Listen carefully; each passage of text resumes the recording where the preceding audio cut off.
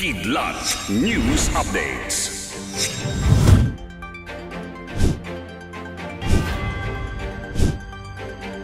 Ako po si Cesar Soriano, kasama ang buong puwersa ng Kidlat News Channel para ihatid ang nangungunang mga balita sa buong kapuluan ngayon.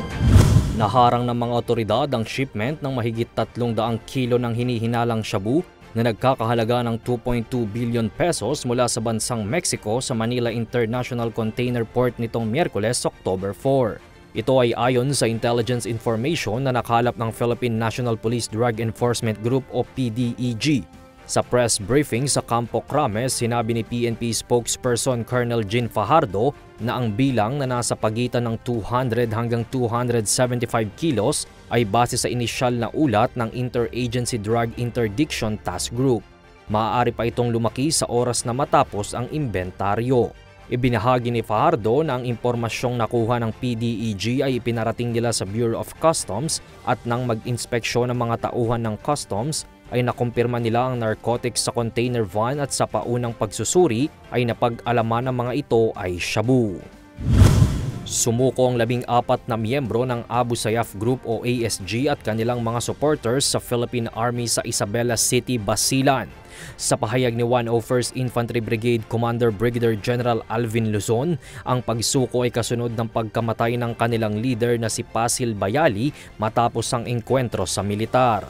Isinuko ng mga ito ang 2 M14 rifles, 5 M16 rifles, 1 M653 rifle, 2 M79 grenade launchers, 2 Garand rifles, at 9mm Intratec Tech KG9 Assault Rifle.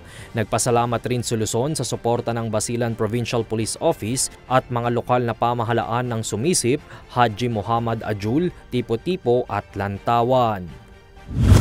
Mahigit 200 volunteer soldiers ang nagsimula ng sumabak sa 4 na buwang basic military training sa Camp O'Donnell, Capas, Tarlac.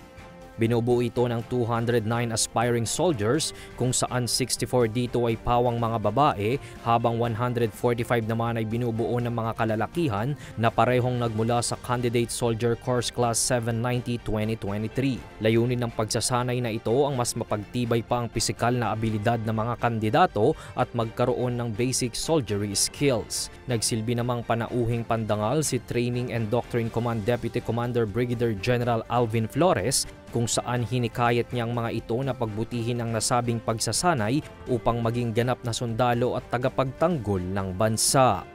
Para sa Kidlat News Updates, ito si Jai Reyes, nag-uulat. Atin niyo pong natunghayan ang mga headlines sa mga nakalipas na oras. Manatiling nakatutok para sa mga susunod na updates at breaking news. Ako po si Cesar Soriano, kasama niyo sa bawat pagputo ng balita.